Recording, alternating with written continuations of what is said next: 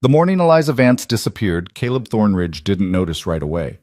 That should have told him something about the kind of man he'd become. But Caleb Thornridge hadn't spent much time thinking about what kind of man he was in well over a decade. Men like him didn't need to. They just were. Like mountains, like storms, like the hard-packed Texas earth that either broke you or made you iron. He came down the stairs at precisely 6:30, same as every morning for the past 16 years. The grandfather clock in the hall ticked its familiar rhythm. His boots hit the oak floors with the same measured cadence they always did. Outside, the August heat was already building, turning the air thick and close. But inside the Thornridge mansion, everything stayed cool, controlled, perfect. Everything except the silence. Caleb paused at the bottom of the stairs, one hand still on the banister. Something felt off. Wrong in a way he couldn't name. The coffee wasn't brewing. It was a small thing. Stupid, even. But Eliza had been brewing his coffee at 6:15 every single morning for 12 years, ever since she'd started as his housekeeper. The smell of it usually hit him halfway down the stairs, dark and bitter, the way he liked it. This morning, nothing. He walked through the hallway into the kitchen, his footsteps echoing louder than they should. The room was spotless, same as always. Counters gleaming, everything in its place. But the stove sat cold, and the coffee pot was exactly where it had been the night before, washed and put away. "Eliza?" His voice bounced off the walls, unanswered. Caleb frowned. In 12 years, she'd never once been late, never called in sick, never missed a day. She lived in the small house out back, used to be the foreman's quarters before Caleb had consolidated his operations. And she was always up before him, always had the house running smooth as clockwork before he descended for breakfast. He walked to the back door, opened it, looked across the yard toward her cottage. The windows were dark. The little porch sat empty, the rocking chair she sometimes used in the evenings perfectly still. Something cold touched the base of his spine. Caleb Thornridge was not a man who felt unease. He'd built his fortune by looking at problems straight on and crushing them into submission. He'd survived droughts that killed off his competitors. He'd weathered economic crashes that sent other ranchers crawling to the banks. He'd walked into rooms full of men who hated him and walked out with their land deeds in his pocket. But standing there in his kitchen, looking at that empty cottage, he felt something he hadn't felt in 20 years. Fear. Not of Eliza. That would have been ridiculous. She was 50-something, rail-thin, spoke maybe 10 words a day if you were lucky. She kept his house, collected her wages, and stayed out of his way. Perfect arrangement. No, what scared him was simpler than that. The routine had broken. And Caleb Thornridge lived and died by routine. He crossed the yard in long strides, his earlier measured pace abandoned. The grass was dry, crunching under his boots. He took the 3 steps up to her porch in one go and knocked on the door. "Eliza, you in there?" Nothing. He knocked again, harder. "Liza!" The door swung inward, unlocked. Hell, it hadn't even been latched. Caleb stepped inside and immediately knew she was gone. Not just out, gone. The air had that empty quality to it, that particular stillness that comes when a place stops being inhabited and starts being just a place. The cottage was sparse. Eliza had never been one for decoration. A single bed, neatly made. A small table with one chair. A lamp. A wardrobe that stood open, empty hangers swaying slightly in the breeze from the door. Her clothes were gone. Her shoes. The little wooden box she kept on the nightstand, gone. On the table sat a single piece of paper folded once. Caleb picked it up with fingers that didn't quite feel like his own. He unfolded it. The handwriting was neat, precise, the letters carefully formed. "Mr. Thornridge, I won't be returning. My wages are settled through the end of the month, so we're square. Don't try to find me. What you've been looking for all these years isn't lost anymore. It's where it belongs. E.V." He read it 3 times, then a 4th. The words didn't change. What you've been looking for. His hand went to his vest pocket. The movement was automatic, unconscious. He'd done it 10,000 times over the years, just a quick touch to make sure it was still there. His fingers found only fabric. The locket was gone. For a moment, Caleb couldn't breathe, couldn't think. The world seemed to tilt sideways, and he had to grab the edge of the table to steady himself. She'd taken it. That goddamn woman had gone into his bedroom, into his private space, and stolen the one thing in this world that mattered. No, not mattered. That was the wrong word. The locket didn't matter. It was just a piece of silver, tarnished and old. It had been in his vest pocket for so long he barely remembered it was there most days. Except he checked for it every morning, and every night, and sometimes in between when he thought no one was looking. The rage came then, hot and clean and familiar. This was better. Rage he understood. Rage he could use. Caleb crumpled the note in his fist and stalked out of the cottage. He crossed back to the main house, taking the stairs to his bedroom 2 at a time. His room was exactly as he'd left it. Bed made with hospital corners, clothes hung precisely in the wardrobe, papers stacked on the desk in neat piles. He went straight to the vest he'd worn yesterday, the one he'd hung on the chair before changing for dinner. His fingers dove into the pocket. Empty. He checked the other pocket.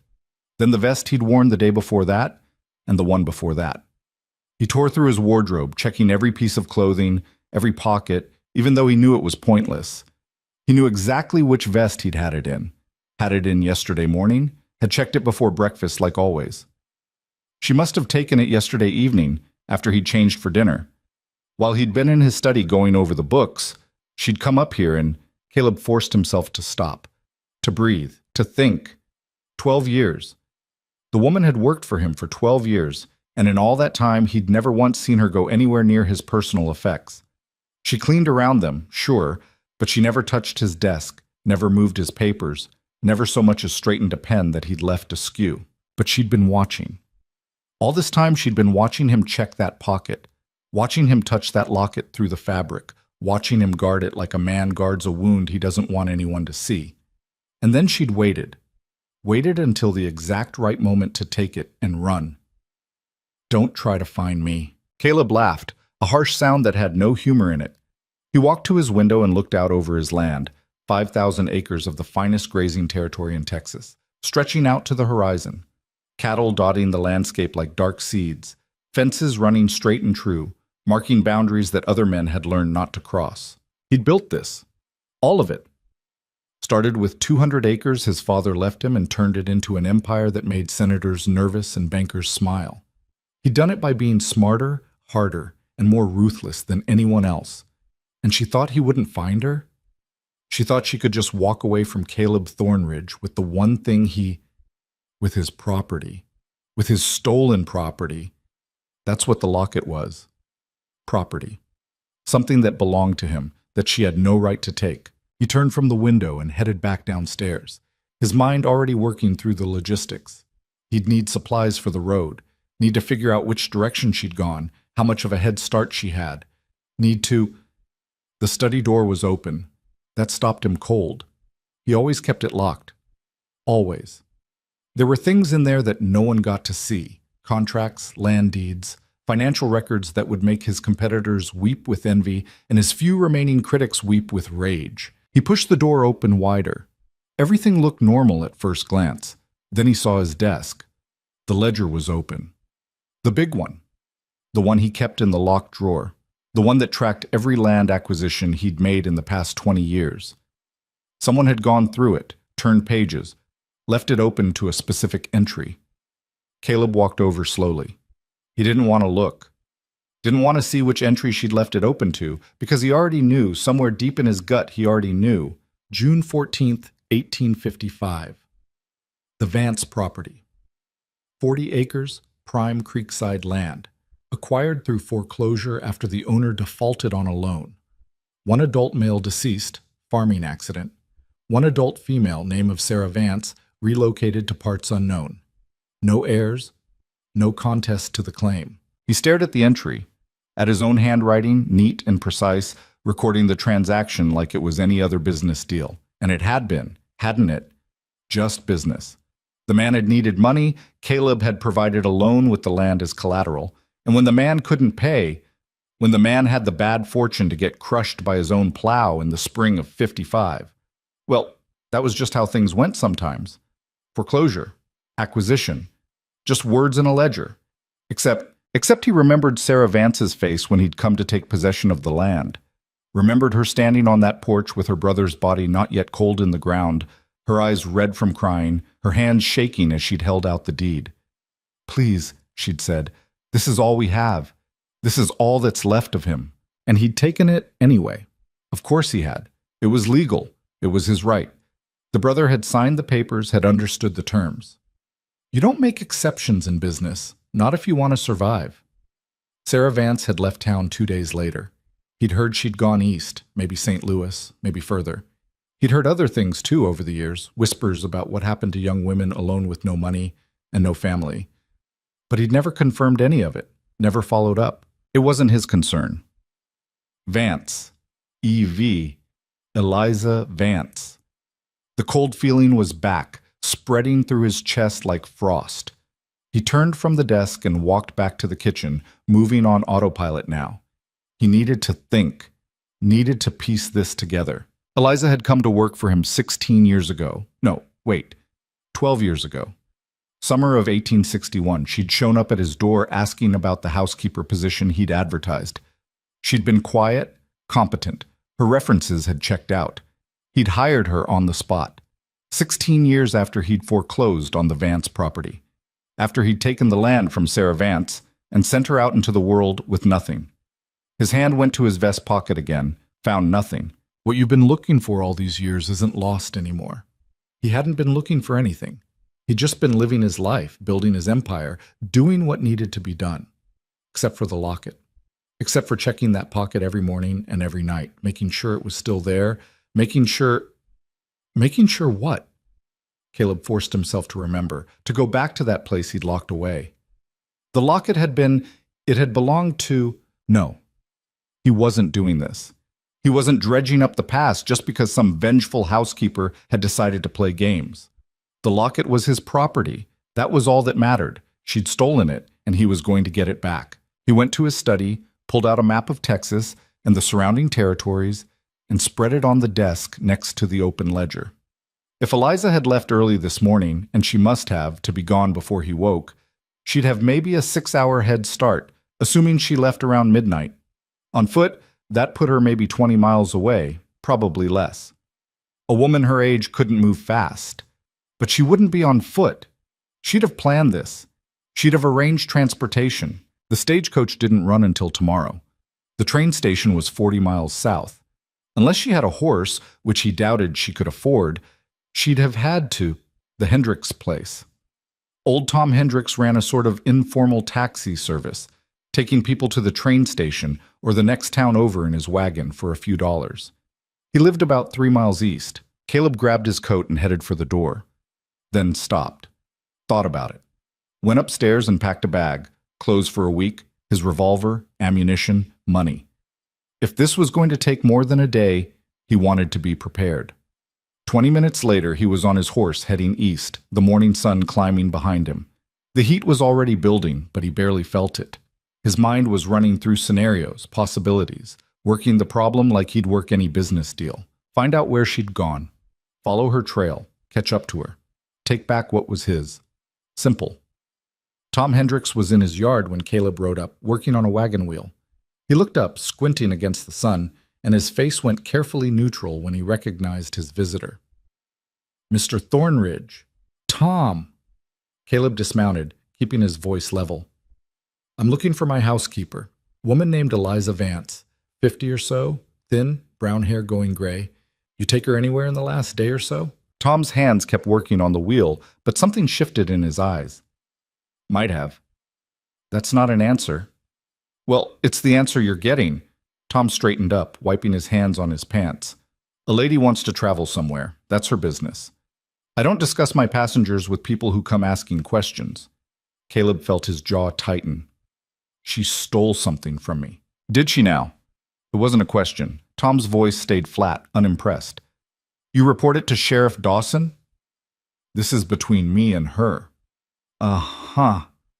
Tom went back to his wheel. Then I can't help you. Caleb pulled out his wallet, thumbed through bills.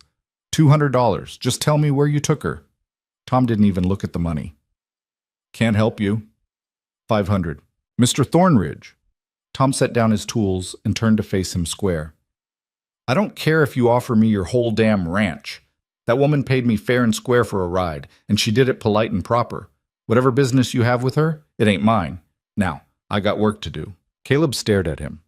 In 20 years of dealing with people in this territory, he couldn't remember the last time someone had refused him. Not refused a business deal, not refused a negotiation, just flat out refused, period. "You know who I am," Caleb said quietly. "I do. You know what I can do to people who cross me." Tom met his eyes, and there was something there. Not quite fear, not quite defiance. Something sadder, more resigned.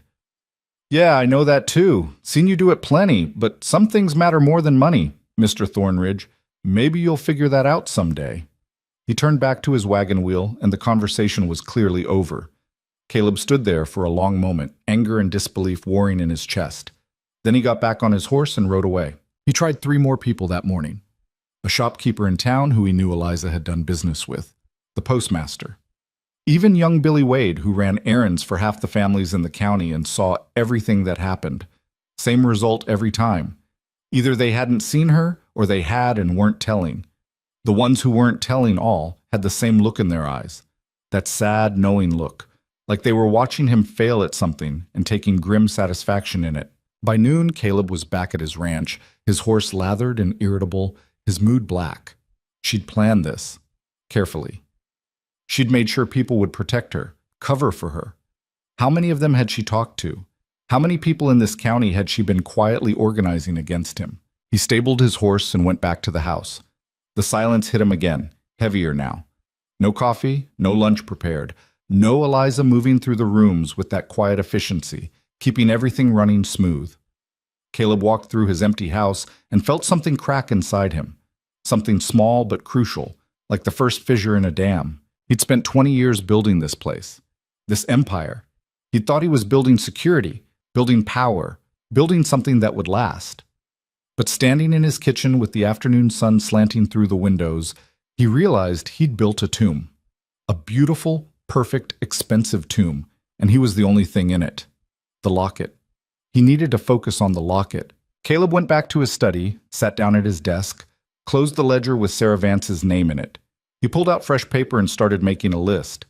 Places Eliza might go, people she might contact, ways to track her down. But his mind kept drifting, kept going back to that vest pocket, to the weight of the silver locket that had sat there for, how long, 20 years? More? And what was in it? He tried to remember. There'd been something inside, hadn't there? A photograph, a lock of hair, something. He couldn't remember. That scared him more than anything else that had happened today. He'd carried that locket for 2 decades, checked on it thousands of times, guarded it like his life depended on it. And he couldn't remember what was inside it. What you've been looking for all these years isn't lost anymore. He crumpled the paper he'd been writing on and threw it across the room. This was stupid. He was sitting here obsessing like a crazy person over a piece of jewelry, over a woman who meant nothing to him beyond her ability to keep house, over the past, which couldn't be changed and didn't matter anyway. He stood up, paced to the window, looked out over his land again. 5,000 acres. Livestock worth a fortune. Buildings, equipment, contracts with the railroad. Real things. Solid things. Things that mattered. The locket didn't matter. The past didn't matter. But even as he thought it, his hand went to his vest pocket again. Empty. A knock at the door startled him. Caleb turned, irritated. He wasn't expecting anyone. He walked to the front entrance and opened it to find Sheriff Marcus Dawson standing on his porch, hat in hand. "Caleb?" "Marcus, what brings you out here?" The sheriff shifted his weight, uncomfortable. "Had an interesting morning. 3 different people came by, all wanting to know if they could get some kind of protection order, I guess you'd call it, against you." Caleb blinked. "What?" "Said they were worried you might come around asking questions, maybe get aggressive about it. Wanted to make sure they had legal backing if you showed up at their property." "Who?" "Tom Hendricks, for one, Mary Sawyer at the general store, and old Billy Wade." Dawson put his hat back on. "Now, I told them I wasn't issuing any orders without cause, but Caleb, what the hell did you do?" "My housekeeper stole from me. I was trying to find out where she went." "And how exactly did you try to find out?" "I asked people. That's all. I asked questions." Dawson studied him for a long moment. "Tom said you threatened him." "I did not." Caleb stopped, replayed the conversation in his head. I pointed out that people who cross me tend to regret it. That's not a threat. That's a fact. Jesus Christ, Caleb. Dawson shook his head. Listen to yourself. You sound like a thug. I sound like a businessman protecting his property. Yeah, well, right now you sound like a man who's about to do something stupid, so I'm here to make sure you don't. Dawson leaned against the porch railing. What'd she take? Caleb hesitated. Saying it out loud felt wrong, like admitting to something shameful. A locket, silver, nothing valuable. Then why do you care? It's mine. Uh-huh. Dawson's eyes were sharp, seeing more than Caleb wanted to show. And that's the only reason? Caleb didn't answer. Look, Dawson said after a moment, I don't know what's going on between you and this woman. Don't particularly want to know. But I'm going to give you some advice, and you're going to listen because we've known each other too long for bullshit. He straightened up, squared his shoulders. Whatever you're thinking of doing, riding after her, tracking her down, confronting her, don't. Just let it go. It's a locket. It's not worth whatever price you're about to pay. You don't understand. I understand perfectly. Dawson's voice went hard. I understand you've spent 20 years turning yourself into the kind of man people file protection orders against. I understand you've built an empire on other people's backs and convinced yourself it makes you strong. And I understand that right now, you're about to throw all of it away chasing after something that probably should have stayed lost. He stepped off the porch, heading back to his horse. Go after her if you want. It's your life to ruin, but don't say nobody warned you. Caleb watched him ride away, anger burning in his chest. Who the hell did Dawson think he was, coming here and... It probably should have stayed lost. The words echoed in his head as he closed the door and walked back inside. His house was still silent, still empty, still perfect. Caleb sat down at his desk and pulled out the map again.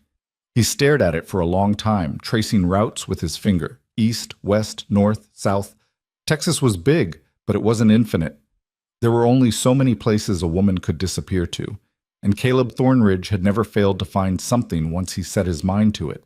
He would find Eliza Vance, he would get his locket back, and then what? The question hung in the air, unanswered. Outside, the sun climbed higher, and the heat pressed down like a weight. In the distance, his cattle moved across his land, following the same paths they always did, eating and sleeping and living lives that were simple and comprehensible. Caleb envied them. He looked down at the open ledger on his desk, at Sarah Vance's name written in his own careful hand. At the date, June 14th, 1855, 22 years ago. What you've been looking for all these years isn't lost anymore. It's where it belongs. Where did it belong? He didn't know. But somewhere deep inside, in a place he'd walled off and buried and tried to forget, he was terrified of the answer. 3 days later, Caleb was 60 miles east of his ranch, sitting in a saloon that smelled like stale beer and broken promises, listening to a man lie to his face. I told you, mister, I haven't seen any woman matching that description. The bartender wiped down the counter for the third time, his eyes fixed on the wood like it held the secrets of the universe. Caleb took a slow sip of whiskey. It burned going down, cheap and harsh. That's interesting because the clerk at the boarding house 2 blocks over said she stayed here 3 nights ago. Said she came in for dinner, sat right at that table by the window. The bartender's hand stopped moving. Clerk's mistaken. He described her perfectly, right down to the gray streak in her hair. Lots of women got gray hair. Caleb set his glass down carefully. He was tired, bone tired. His back ached from sleeping on the ground, his head pounded from too much sun and not enough water, and he was running out of patience. Listen, he said, keeping his voice level. I'm not here to cause trouble. I just want to know which direction she went when she left. Can't help you. Can't or won't. The bartender finally looked up, and Caleb saw it again, that same expression he'd been seeing for 3 days. Not fear, not hostility. Something worse. Pity. Won't, the bartender said flatly. Now, you can finish your drink and move on, or you can leave now. Your choice. Caleb stared at him. The saloon had gone quiet. The 3 other patrons, 2 cowboys playing cards in the corner and an old man dozing at the bar, were all watching now, waiting to see what he'd do. He could push it, could threaten, could bring his weight down like he'd done 1,000 times before. Instead, he drained his glass, dropped a coin on the counter, and walked out. The afternoon sun hit him like a fist. He squinted against it, fishing his hat from his saddlebag and jamming it on his head. His horse, a big gray gelding named Smoke, stood hitched to the rail, half asleep in the heat. "At least you're honest," Caleb muttered, untying the reins. "Don't pretend to be something you're not." The horse flicked an ear, but otherwise didn't respond. Caleb mounted up and sat there for a moment, looking down the dusty main street of whatever town this was. He'd stopped keeping track. They all looked the same after a while. A handful of buildings clustered around a crossroads, people scraping by, everyone knowing everyone else's business, and everyone apparently knowing his. He'd tracked Eliza this far through sheer stubbornness and a few lucky breaks.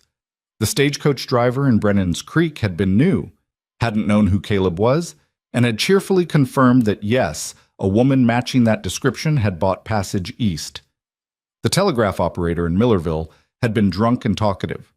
A farmer outside Grayson had seen her walking along the road and given her a ride into town. But here, the trail had gone cold. No one would talk to him. Or rather, they'd talk. But they wouldn't say anything useful. Just variations on "can't help you" delivered with that same pitying look, like he was the one who'd done something wrong. Caleb turned Smoke east and nudged him into a walk. There was another town about 20 miles ahead, according to the map.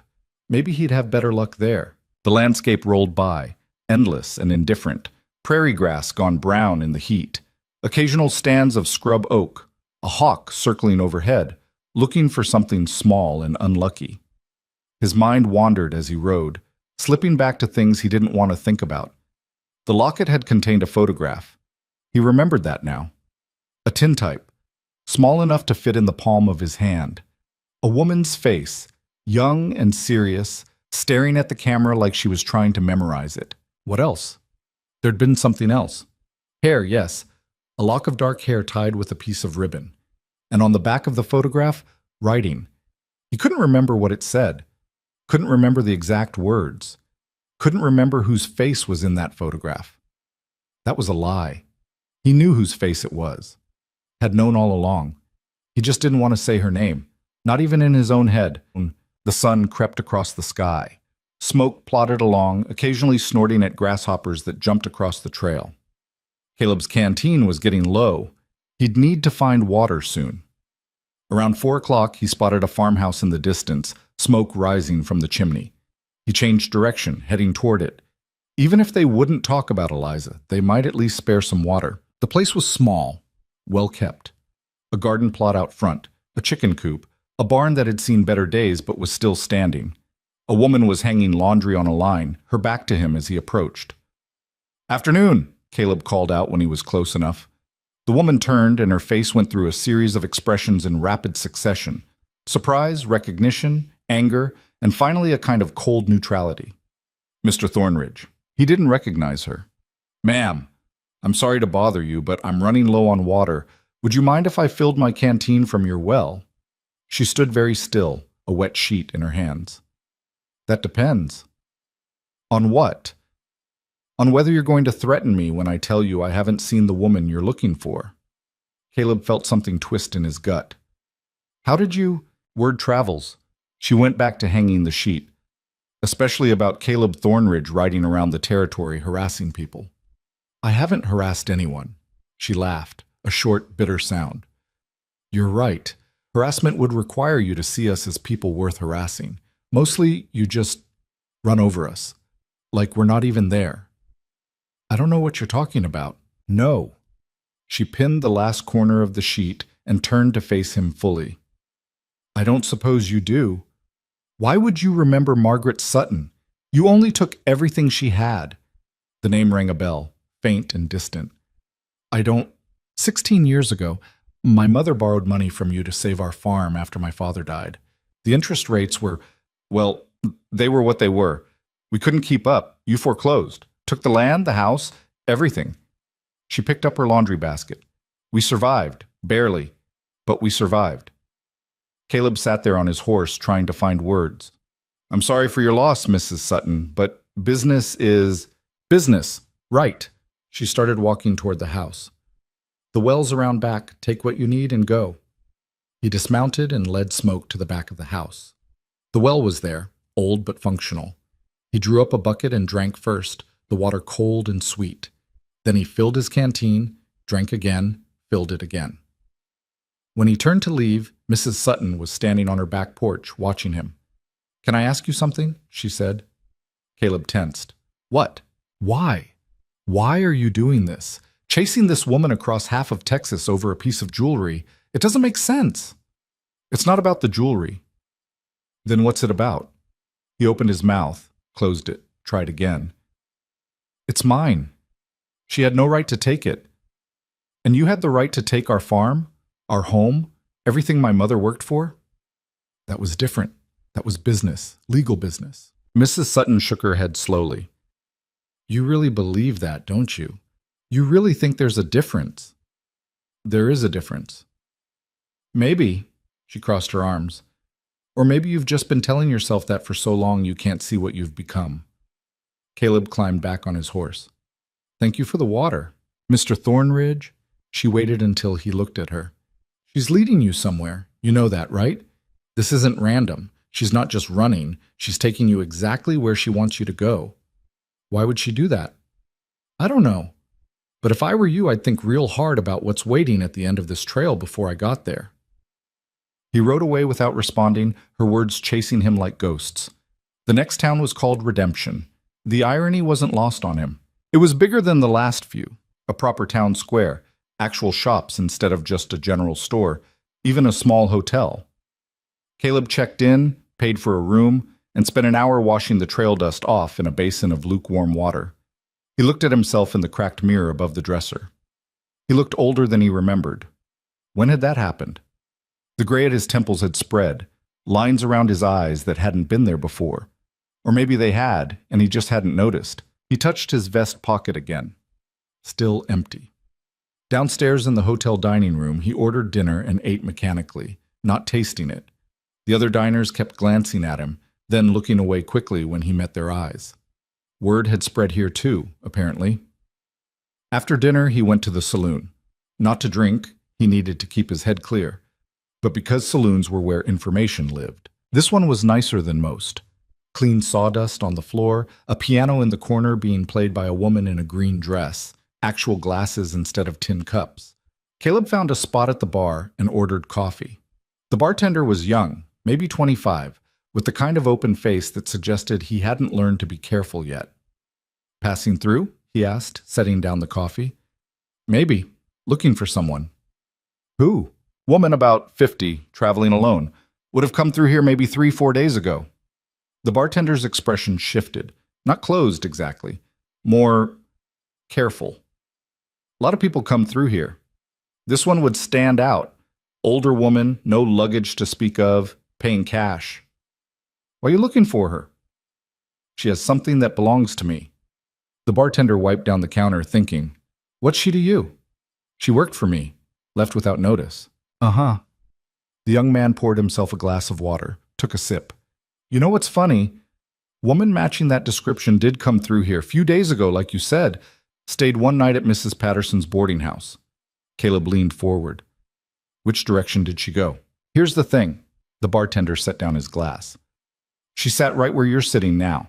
Had coffee, same as you. And you know what she did? She left a message. Said if anyone came asking about her, specifically if Caleb Thornridge came asking, I should tell him something." Caleb's heart was hammering. "What message?" "She said, tell him he's asking the wrong questions." The bartender met his eyes. "What does that mean?" "I don't know." "Well, she seemed to think you would." He picked up a glass and started polishing it. "She also left this." He reached under the counter and pulled out a small envelope, yellowed and sealed. Caleb's name was written on it in that same neat, precise handwriting from the note back at the ranch. Caleb took it with hands that weren't quite steady. "She just left this here, knowing I'd come. She said you would. Said you were predictable that way." The bartender went back to polishing glasses.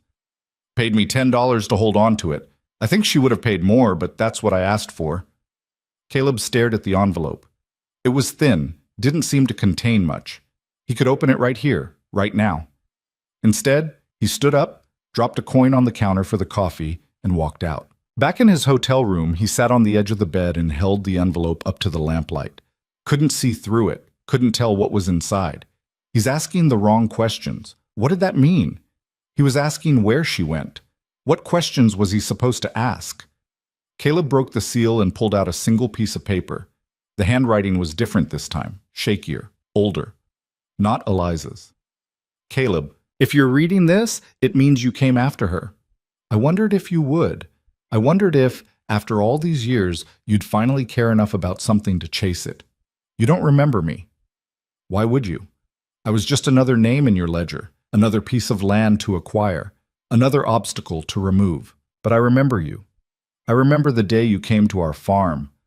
I remember how you looked at my brother's body lying under that plow like it was an inconvenience. I remember you explaining the terms of the foreclosure while I was still trying to understand that he was gone. You took our land, our home, everything we had, and you did it with papers and lawyers and perfect legal procedure, so you never had to see what it cost. You want to know where those papers led me? You want to know what happens to a young woman alone with no money and no family in 1855? I'll tell you, but not here. Not in a letter you can read and then burn and forget about. If you want your locket back, if you want to understand what you've been carrying all these years, you'll have to come to the place where this started. She knows where. She'll take you there. But Caleb, and listen carefully, when you see what's waiting for you, you won't be able to unsee it. You won't be able to go back to your ranch and your ledgers and your comfortable story about how everything you did was just business. So maybe ask yourself, do you really want your locket back, or do you just want to stay who you are? The choice is yours. It always was. SV. Caleb read the letter 3 times, then a 4th. The handwriting wavered in places, like the person writing had been shaking or crying. SV Sarah Vance. This wasn't from Eliza. This was from her sister. Written when? Recently? Years ago? When you see what's waiting for you, you won't be able to unsee it. He stood up, paced to the window. Outside, redemption was settling in for the night, lamps being lit in windows. People heading home from the saloon. Normal life, continuing on like always. She knows where.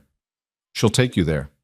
Eliza was still leading him, still several steps ahead, planning this out like a chess game. But why? What was the point?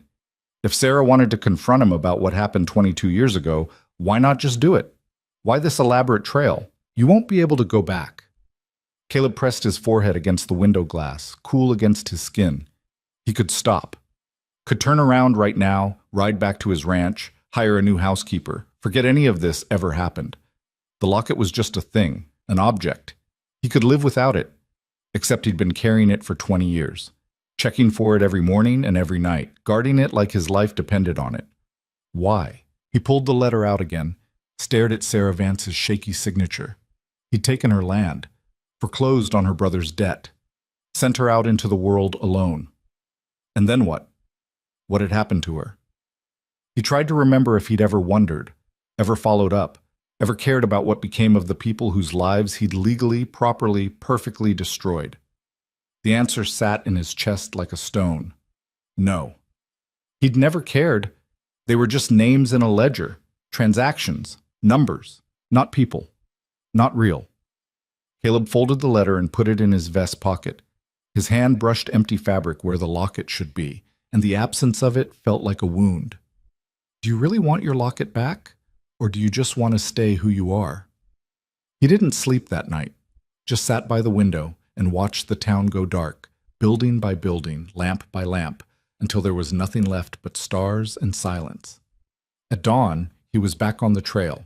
The bartender had told him, after some persuasion and another $10, that Eliza had asked about the road to Millerville. Specifically asked about the old stage route, he'd said, the one they stopped using 5 years ago when they built the new road. Longer route, rougher terrain, but it goes through some of the original settlements. Why would she take that route? The bartender had just shrugged. Maybe she likes scenery.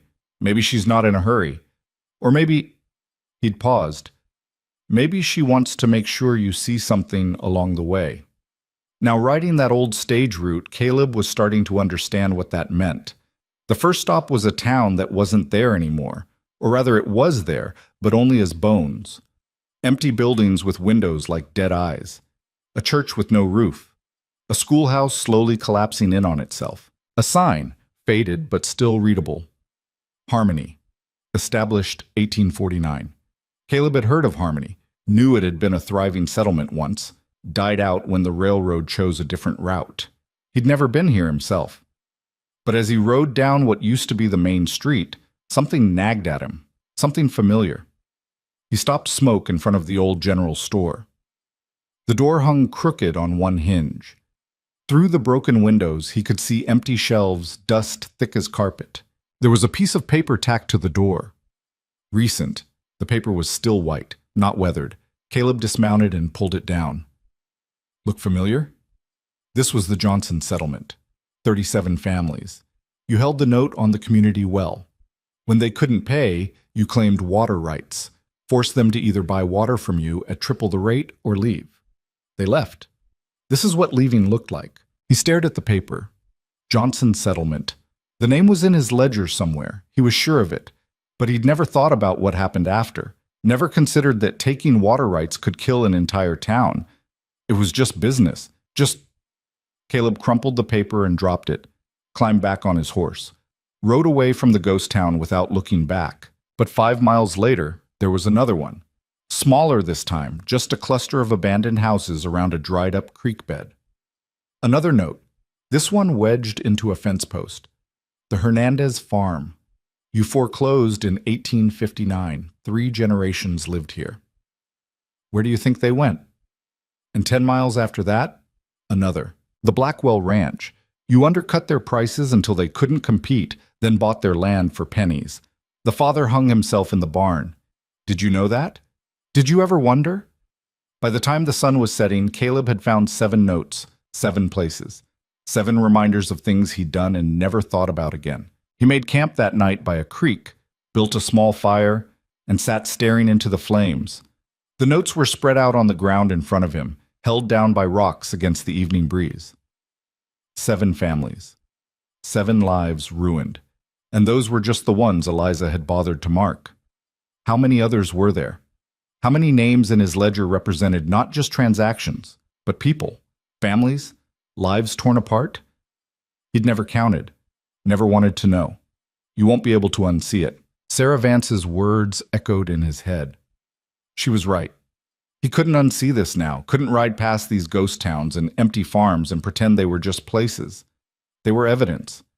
Proof of what his empire was built on. Not hard work, not smart business, not even ruthlessness. Wreckage. His empire was built on wreckage. Caleb fed the notes into the fire one by one and watched them burn. But burning them didn't make them less true. He thought about turning back, just mounting up and riding west back to his ranch, back to his life. He could still do that, could still choose to not know, to not see, to not care. But his hand went to his vest pocket again, found that empty space where the locket should be. Why did he care so much about that locket?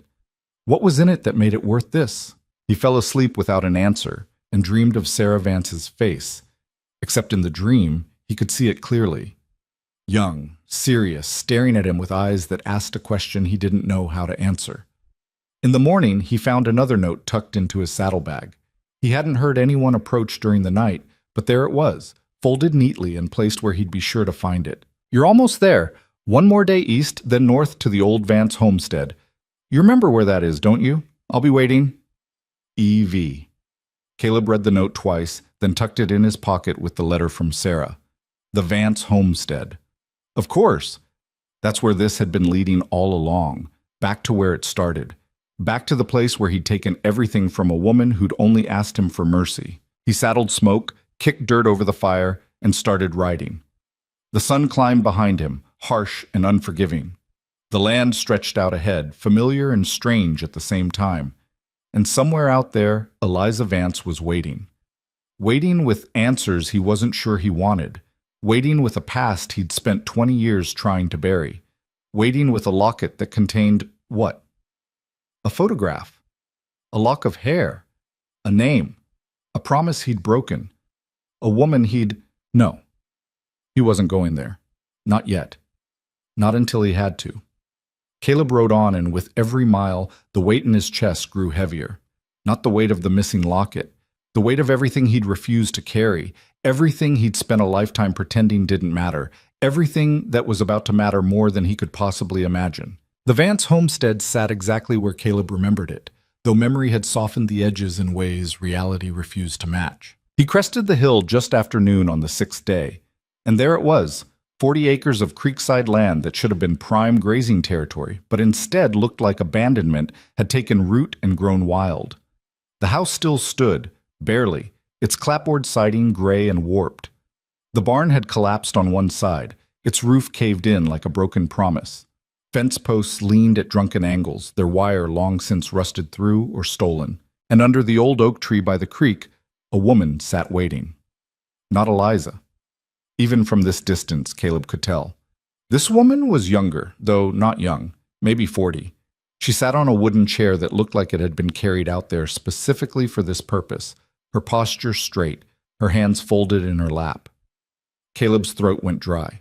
He nudged Smoke forward, down the hill, across the overgrown field that had once produced corn and wheat.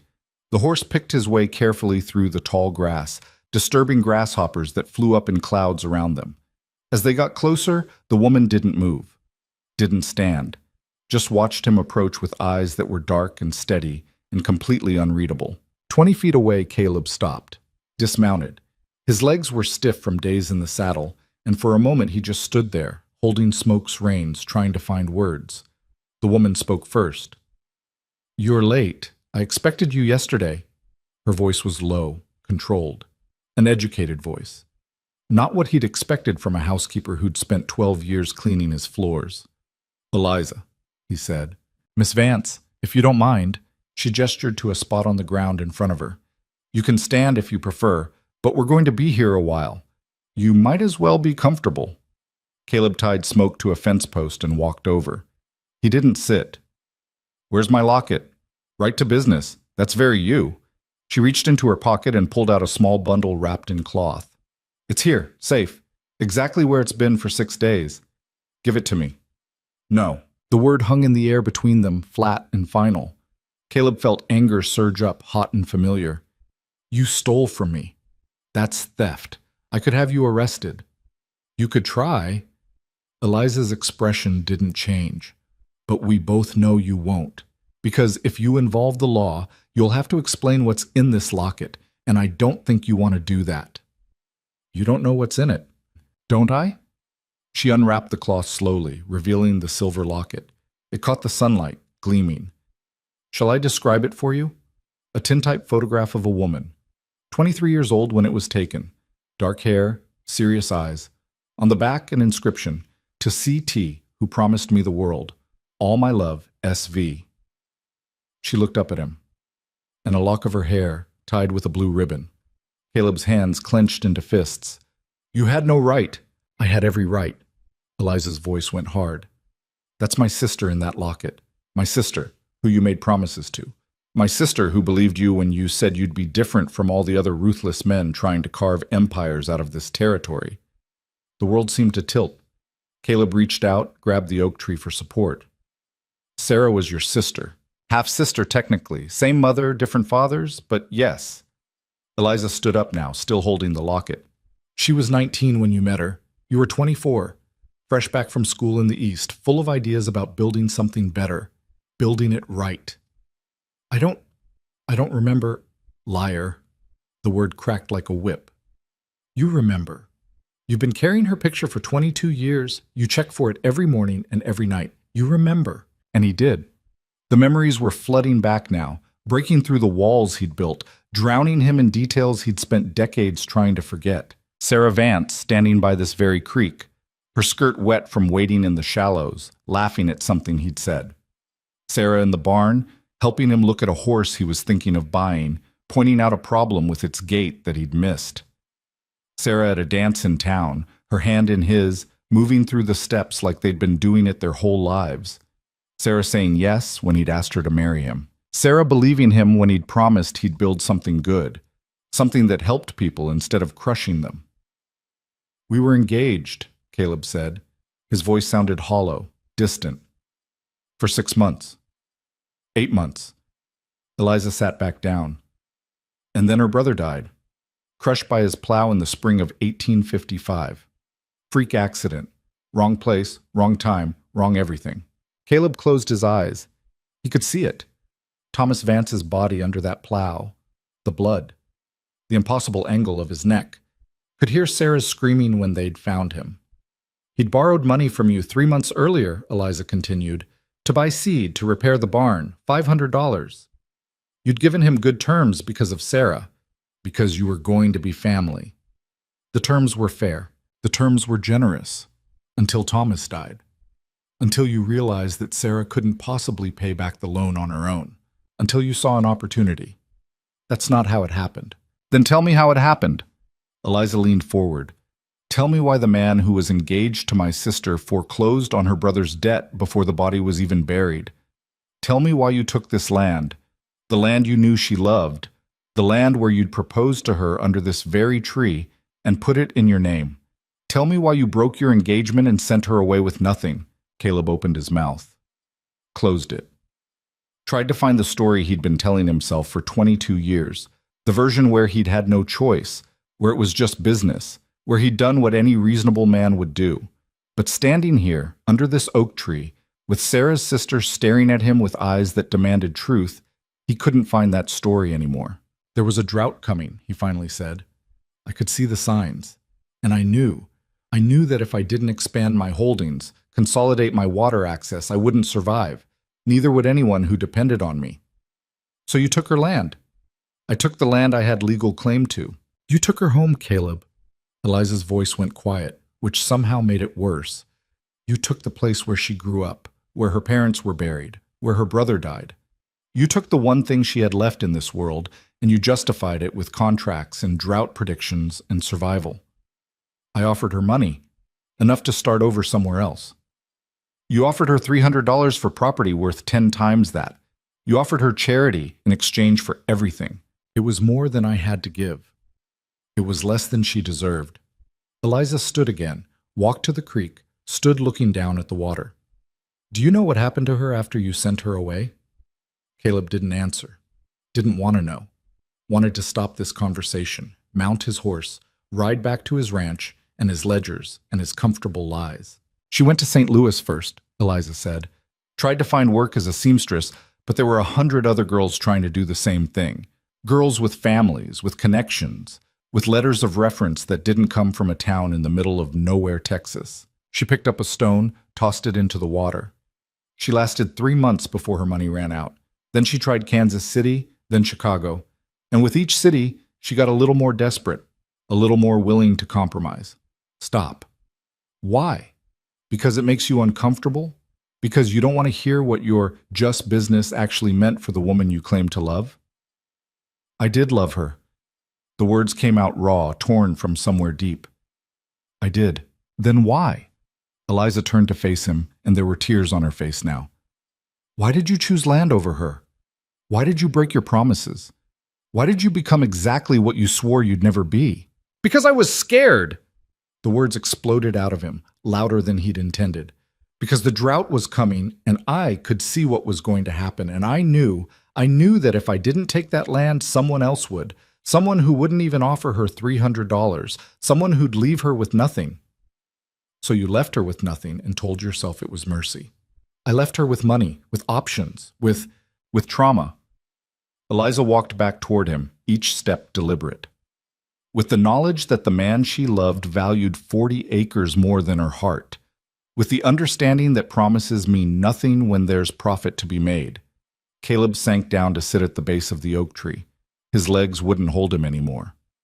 Where is she? Where's Sarah? Eliza pointed. See that rise about 100 yards south? He looked. There was a small hill covered in wildflowers that had gone brown in the late summer heat. There's a grave there, Eliza said. Simple marker, just her name and dates. I put it there myself 7 years ago, when I finally had enough money saved to bring her home. The world went very quiet. Even the creek seemed to stop making sound. She's dead. She died in Chicago in 1866. Cholera. She was working in a factory by then, making uniforms for the army. The conditions were, well, they were what they were. When the outbreak came, she didn't have the money for a doctor. didn't have family nearby, didn't have anyone who cared whether she lived or died. Eliza sat down across from him, the locket still in her hands. She was 34 years old. And you want to know the worst part? The part that made me spend 12 years working in your house, watching you, waiting for the right moment to do this? Caleb couldn't speak, could barely breathe. She never stopped loving you. Right up until the end, she kept that picture of you, kept telling herself that you'd had good reasons, that you'd been forced to make hard choices, that somewhere inside you were still the man who'd promised her the world under this tree. She opened the locket, looked at the photograph inside. She sent me letters over the years. Not many. She was ashamed of where she'd ended up, what she'd become. But in every single one, she asked about you. Asked if you were well. Asked if you'd married. Asked if you'd built the good thing you'd promised to build. And what did you tell her? I told her the truth. That you'd built an empire. That you were rich and powerful and feared. That you'd crushed every competitor, bought up every piece of land you could get your hands on, and turned yourself into exactly the kind of man you'd sworn you'd never be. Eliza's voice broke. And you know what she said? Caleb shook his head. She said that maybe you'd had to do it. Maybe the world had forced you to become hard. Maybe there was still good in you somewhere, buried under all that armor. Eliza wiped her eyes. Even dying in a tenement in Chicago, she made excuses for you. Even then. I didn't know. I didn't know what happened to her. You didn't want to know. There's a difference. Eliza closed the locket. After she died, I spent 3 years trying to figure out what to do with my anger. I thought about coming to your ranch and shooting you. Thought about burning your house down. Thought about 100 different kinds of revenge. Why didn't you? Because Sarah wouldn't have wanted that. For all your betrayals, she never wanted you to suffer. She just wanted you to see, to understand what your choices had cost. Eliza stood up, walked over to him, and held out the locket. So I got myself hired as your housekeeper. I watched you for 12 years. Watched you check for this locket every single day. Watched you guard it like it was the most precious thing you owned. And I realized something. Caleb took the locket with shaking hands. It felt heavier than it should, like it was made of lead instead of silver. You already knew, Eliza said. Some part of you, buried deep, already knew what you'd done, already knew what you'd lost. That's why you kept her picture. That's why you couldn't let it go, couldn't move on, couldn't build anything real with anyone else. She gestured around at the abandoned homestead. This is your empire, Caleb. This is what you actually built. Ghost towns and empty houses and graves of people who believed in you. And somewhere under all that wealth and power, you knew it. You've known it all along. Caleb opened the locket. Sarah's face looked back at him, young and serious and full of hope. He traced the outline of her face with his thumb, remembering how she'd smiled, how she'd laughed, how she'd looked at him like he was capable of being better than he was. I can't change what happened, he said quietly. I can't bring her back. No, you can't. Eliza sat down again, suddenly looking exhausted. But you can stop. You can look at what you've become and decide whether this is who you want to be for the rest of your life. And if I decide I don't, if I want to change, what then? Then you figure out how to live with what you've done. You figure out how to make the rest of your life mean something other than accumulated wreckage. She pulled out another envelope from her pocket. Sarah left you something, a letter. She wrote it a month before she died. Caleb took it, not sure he could handle reading anything else. Did you read it? Yes. She gave me permission. Eliza stood, brushed off her skirt. I'm going to walk down to the creek for a while. Give you some privacy. When you're done, we can talk about what comes next. She walked away, leaving him alone under the oak tree with a locket and a letter from a dead woman who'd loved him when he was still capable of being loved. Caleb sat there for a long time, just holding the envelope. He could burn it, could ride away, could refuse to read whatever final message Sarah had left him. But he'd already come this far, already seen the ghost towns and empty farms, already heard the truth about what his empire was built on. He opened the envelope. The handwriting was shaky, worse than in the letter Eliza had left at the saloon. Sarah must have been very sick when she wrote this. My dearest Caleb, if you're reading this, it means Eliza found you. It means you came looking for the locket, which means some part of you still remembers, still cares. I choose to believe that's true, even though I know I'm probably being foolish. I'm dying as I write this. Cholera, the doctor says, though he didn't need to tell me. I can feel it. The way it's hollowing me out, taking me piece by piece. I probably have days left. Maybe a week if I'm unlucky. I should be angry with you. I have every right to be. You took everything from me and left me with nothing. You broke promises that should have been sacred.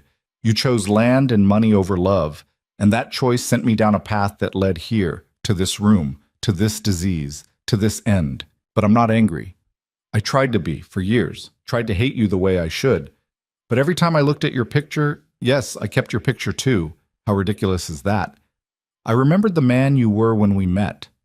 The man who talked about building something good. The man who promised to be different. And I wonder, what happened to him? What scared him so badly that he buried that version of himself and became what he swore he'd never be? Because I know you, Caleb. Or I knew you. And the man I knew wouldn't have foreclosed on my brother's debt for profit. He would have done it because he was terrified, because he saw something coming and he panicked and he made choices he thought would keep him safe. The drought you predicted did come. I heard about it, heard how it killed ranches all over Texas, heard how you survived when so many others didn't. So maybe you were right. Maybe you did what you had to do. But here's what I learned in the years since you sent me away. There's always a choice. Always. Even when it feels like there isn't. Even when every option seems terrible. You chose safety over love, security over promises, survival over soul. And I wonder, was it worth it? Are you happy in that big house with all that land? Do you sleep well at night? Do you feel like the man you wanted to be? I doubt it. Because if you did, you wouldn't still be carrying my picture. You wouldn't be checking for that locket every day like a man checking for a wound that won't heal. So here's what I want you to know, in whatever time you have left. You can't undo what you did. You can't bring back the people you hurt, can't restore the homes you took, can't rebuild the lives you destroyed. The past is done, but you can stop adding to the wreckage. You can look at what you've become and decide that this isn't how your story ends. You can choose differently from here forward. It won't erase what came before. It won't make you the man you promised to be. But it might make you someone who can look at himself in the mirror without flinching. I forgive you, Caleb, not because you deserve it, not because what you did was okay, but because holding on to anger takes energy I don't have anymore. And because somewhere, buried under all that armor you built, I still believe there's a piece of the man I loved. Prove me right, please. With love, even now, even still, Sarah. Caleb read the letter 3 times, and with each reading, something inside him broke apart a little more. By the 3rd time through, he was crying. Great, wrenching sobs that came from somewhere he didn't know existed. She'd forgiven him. Even after everything, even dying alone in a tenement 1,000 miles from home, she'd forgiven him. And he'd done nothing to deserve it. He sat under that oak tree and cried for Sarah Vance. Cried for the girl she'd been, and the woman she'd become, and the life she'd never gotten to live. Cried for the man he'd been when he'd met her, full of ideals and promises and certainty that he could do things differently. Cried for the 2 decades he'd spent building an empire on the graves of everyone who'd trusted him. When the tears finally stopped, he felt hollow, scooped out, like there was nothing left inside him but empty space and echoes. Eliza came back as the sun was starting to dip toward the horizon. She sat down without a word, waited. "She forgave me," Caleb said. His voice was hoarse. "She did. I don't deserve it." "No, you don't." Eliza's voice was gentle now, not accusing, just factual. "But she gave it to you anyway. That's who she was." Caleb looked at the locket in his hands. "What do I do now?" "That's up to you. I can't tell you how to live with this." "You spent 12 years planning this. You must have thought about what comes after." Eliza was quiet for a moment. "I thought you'd deny it. Thought you'd get angry, threaten me, maybe even hurt me. I thought I'd have to force you to see, to understand. And instead you broke. Right here, right where she loved you." Eliza looked up at the oak tree, its branches spreading above them. "I don't know if that's better or worse." Caleb stood up slowly. His whole body ached, but it was a different kind of pain than he'd felt before. Not physical, something deeper. "The grave. Can I see it?" They walked together across the field to the small rise. The grave was there, just as Eliza had said. A simple marker, hand-carved. Sarah Marie Vance. 1836 to 1866. Beloved sister. Caleb knelt beside it. The ground was hard, packed tight by years of weather. Wildflowers grew around it, not planted, just wild, claiming this space for themselves. I used to come here every year on her birthday, Eliza said. Tell her about my life, about what was happening in the world, about you. What did you tell her about me? The truth. That you were rich and powerful and empty. That you'd built exactly what you set out to build, and it had cost you everything that mattered. Caleb placed his hand on the marker. The stone was warm from the sun. I'm sorry, Sarah. I'm so sorry. The words felt inadequate, useless, but they were all he had. They stood there in silence as the sun set, painting the sky in shades of orange and red. Somewhere in the distance, a coyote called. The creek kept flowing, indifferent to human grief. Finally, Eliza spoke. There's one more thing you need to see. She led him back to the old house. The front door hung open, half off its hinges. Inside, everything was dust and decay. But in what must have been the main room, there was a trunk, old but intact. I found this when I came back 7 years ago, Eliza said. Sarah's things. The things she couldn't take with her when you sent her away. She opened it. Inside were dresses, carefully folded. A wedding dress that had never been worn. Letters tied with ribbon. His letters, Caleb realized, the ones he'd written during their engagement. Books, a dried flower. 100 small pieces of a life that had been interrupted. And at the bottom, a ledger. Eliza pulled it out, handed it to him. She kept this for 3 years after she left. Her own accounting of what you took from her. Caleb opened it with hands that shook. The entries were precise, detailed. The home where I was born. Value cannot be calculated. My brother's grave. Value cannot be calculated. The oak tree where we were engaged. Value cannot be calculated. My future. Value cannot be calculated. My trust in love. Value cannot be calculated. My belief that people keep their promises. Value cannot be calculated. Page after page of things lost, things taken, things destroyed. And beside each one, the same notation. Value cannot be calculated. She wrote this trying to make sense of it, Eliza said, trying to quantify what you'd done so she could understand it. But she couldn't. Because some things don't have a price. Some losses can't be measured in dollars. Caleb closed the ledger, carefully, like it might shatter. I've spent 20 years tracking every acquisition, every dollar, every acre. I thought if I could just accumulate enough, it would prove something, that I'd made the right choice, that it was worth it. And did it? No. He looked around at the ruined house, at the ghost of a life that could have been.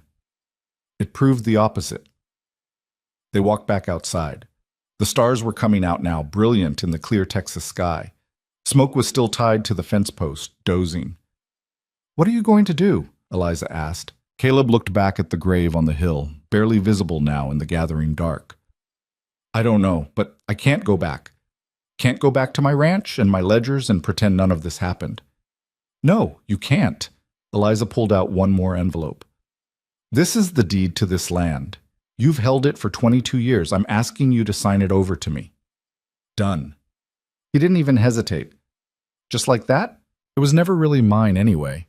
He took the deed, pulled out a pen, signed it over to her on the spot. What will you do with it? I don't know yet. Maybe rebuild. Maybe just let it rest. She took the deed, folded it carefully. Thank you. They stood there in the darkness, two people bound together by a dead woman's love and a living man's wreckage. She really forgave me, Caleb said. It wasn't a question, just a statement of fact that still didn't feel real. She did. I don't know how to live with that. Neither do I, Eliza admitted. But I think that's the point. I think we have to figure it out anyway. Caleb untied Smoke but didn't mount. Where will you go? Back to town eventually. I have some money saved. I'll figure something out. She looked at him in the starlight. Where will you go? He thought about his ranch, sitting empty. Thought about his ledgers full of acquisitions and foreclosures. Thought about the empire he'd built on broken promises and calculated cruelty. Thought about Sarah's words. You can choose differently from here forward. I don't know, he said honestly, but not back. Not to who I was. That's a start. He mounted Smoke, sat there looking down at her. Thank you for making me see this, for... He stopped, couldn't find the words. Don't thank me yet, Eliza said. The hard part is just beginning. Seeing what you've done is one thing. Living with it is another. Caleb nodded. He turned Smoke west, back toward his ranch, back toward the life he'd built. But as he rode away from the Vance homestead, with Sarah's locket in his pocket and her letter against his heart, he knew Eliza was right. Everything was about to change, and for the first time in 22 years, he had no idea what came next. The ride back to his ranch took 3 days, but Caleb barely noticed the passage of time. His mind was somewhere else entirely, caught between the ghost of who he'd been and the monster he'd become. When he finally crested the last hill and saw his property spread out below, the sight hit him differently than it ever had before. The pristine fences, the ordered rows of cattle, the grand house sitting like a crown on top of it all. It looked like a painting, beautiful and lifeless and utterly false. He'd built a monument to his own fear. Caleb stabled Smoke and walked into his empty house. The silence that had bothered him before now felt appropriate, honest. This was what he'd actually created, a beautiful shell with nothing inside it. He went straight to his study, pulled out his master ledger, and opened it to the first page. The entries went back 23 years, starting with the 200 acres his father had left him. Every acquisition after that was documented in his careful handwriting. Every foreclosure, every purchase, every piece of land absorbed into his growing empire. He started counting, not acres, not dollars, lives. The Johnson settlement. 37 families displaced. The Hernandez farm. 3 generations scattered. The Blackwell Ranch. 1 suicide. The Vance property. 1 woman sent out into the world to die alone. By the time he reached the last entry, he'd counted 43 families. Hundreds of individual people whose lives had been upended, destroyed, or fundamentally altered by his pursuit of security. 43 families. And he couldn't remember most of their names. Caleb closed the ledger and sat back in his chair. The late afternoon sun slanted through the window, making the dust motes visible in the air. Everything was so quiet, so perfectly, horribly quiet. There was a knock at the door. For a moment, Caleb considered not answering, but the knock came again, insistent, and he found himself walking to the entrance almost against his will. Sheriff Dawson stood on his porch, hat in hand, looking uncomfortable. "Caleb? Marcus?" Caleb stepped aside. "Come in." Dawson walked in slowly, looking around like he'd never seen the place before. Maybe he hadn't, Caleb realized. In all the years they'd known each other, he couldn't remember ever inviting the sheriff inside. "Can I get you something? Coffee or—" "No, I'm fine." Dawson turned to face him. "I heard you were back. Wanted to check on you." "I'm alive." "That's not what I meant." Dawson studied him. "You look different. What happened out there?" Caleb almost laughed. What hadn't happened? "I found what I was looking for." "The locket?" "Among other things." Caleb walked past him into the parlor, gestured for Dawson to follow. They sat in chairs that had probably cost more than most people made in a year, surrounded by expensive furniture that had never been used for anything but show. "You want to tell me about it?" Dawson asked. "Not particularly." "Fair enough." Dawson leaned back. "Look, I came here for a reason. There's been talk about you being gone, about that housekeeper of yours, about what you've been doing." "What kind of talk?" "The concerned kind.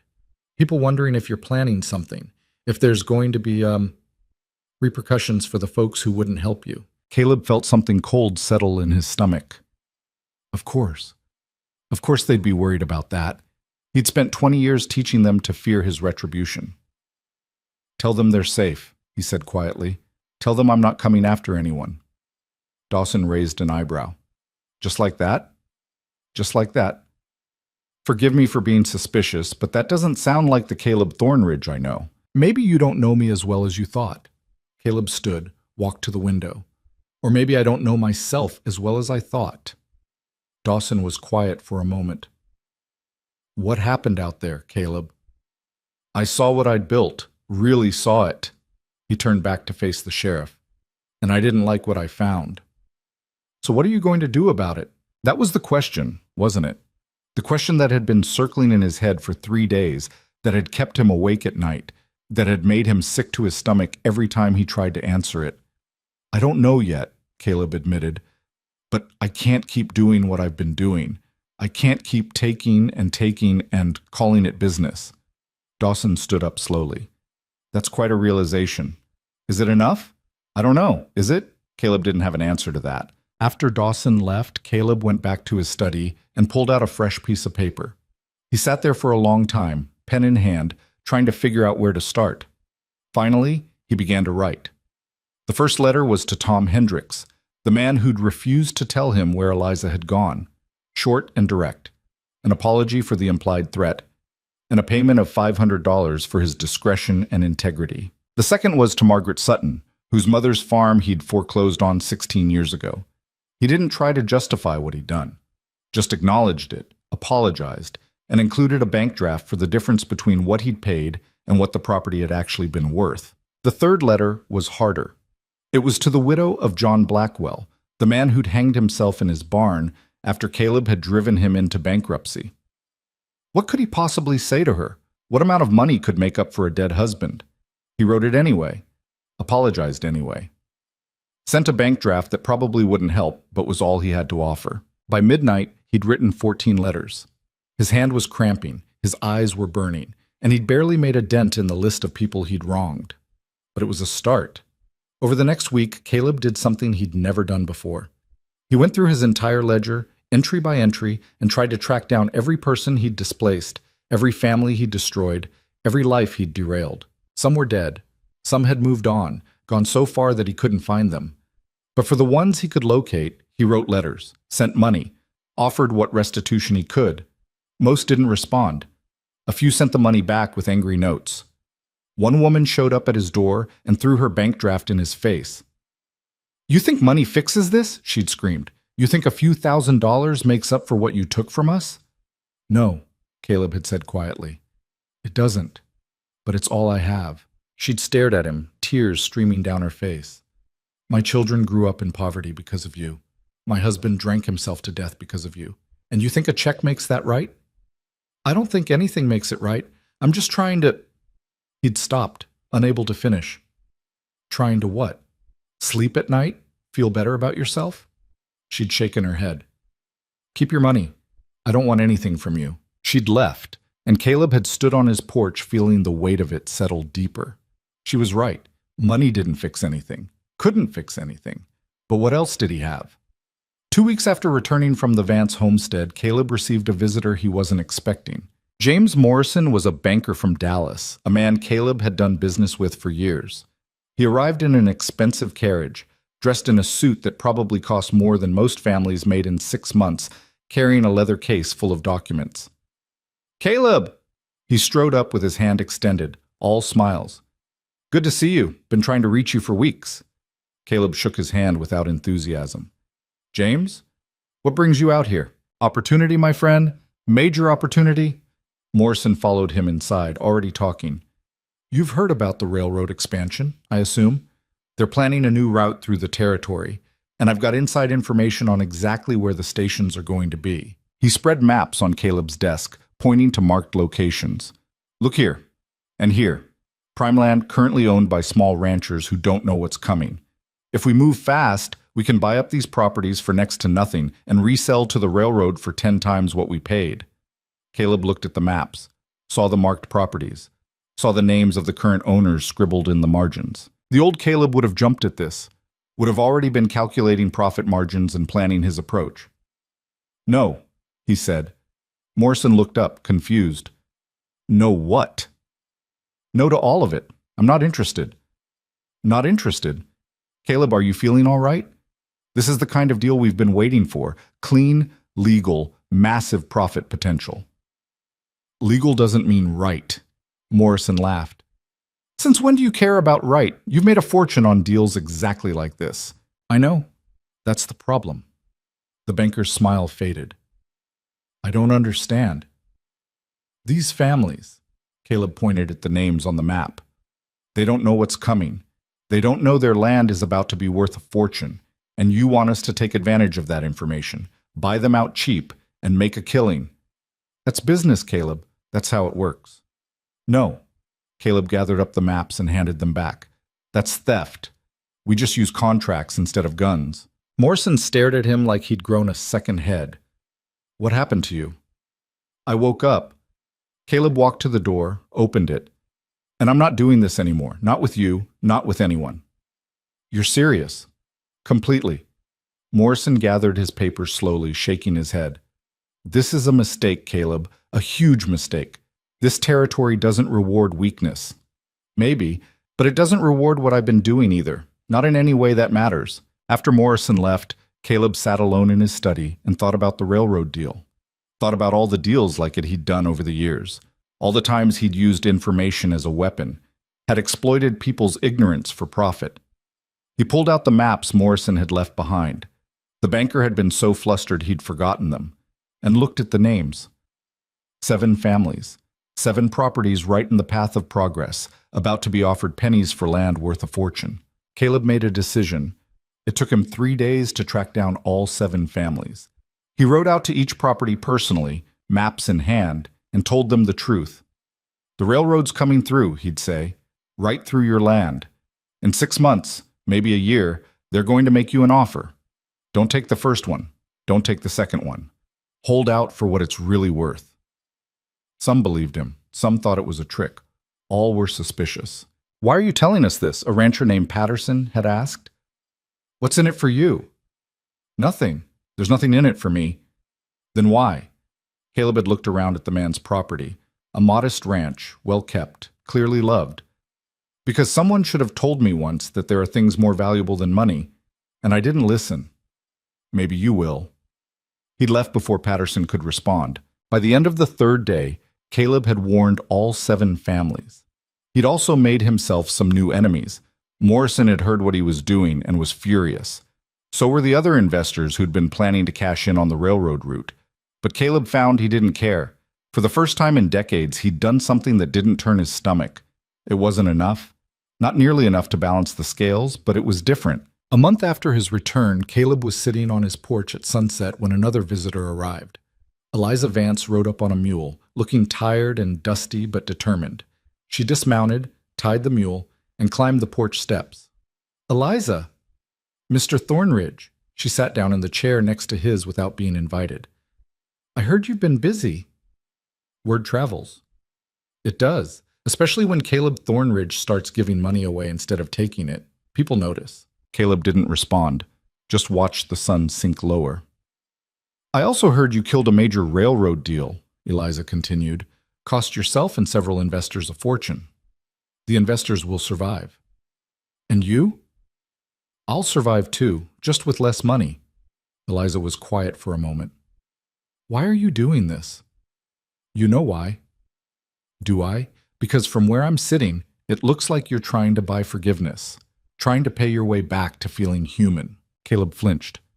Maybe I am. Is that wrong? It's not enough. Eliza turned to face him. Money is easy for you, Caleb. Writing checks doesn't cost you anything that matters. If you really want to change, you have to give up something that hurts. Like what? She gestured around at the ranch, the land, the empire he'd built. This. All of it. This monument to your fear. You want me to give up my ranch? I want you to stop hiding behind it. Stop using wealth as armor. Eliza stood up. Sarah forgave you, but she also challenged you. She told you to choose differently. Writing checks isn't choosing differently. It's just redistributing the spoils. She walked down the porch steps, then turned back. There's a town meeting next week. In Redemption. The small ranchers are organizing, trying to figure out how to compete with men like you. Men who have all the advantages, all the resources, all the power. What does that have to do with me? You could help them. Not with money. With knowledge. With the advantages you've had all these years. She untied her mule. Or you could stay here on your porch, feeling sorry for yourself and writing checks to ease your conscience. Your choice. She rode away, leaving Caleb alone with the sunset and his thoughts. The town meeting was held in the community hall, a simple wooden building that had seen better days. Caleb arrived early, before the crowd, and stood outside trying to work up the courage to go in. Through the windows, he could see people gathering, ranchers he recognized, families he'd competed against, outmaneuvered, occasionally crushed.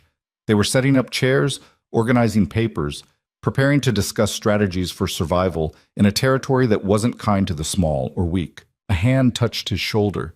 He turned to find Sheriff Dawson standing there. "You actually came," Dawson said. "I'm thinking about it." "That's more than I expected." Dawson nodded toward the building. "Fair warning, you're not going to be popular in there." "I know. Some of these folks have good reason to hate you." "I know that too." Dawson studied him. "So why are you here?"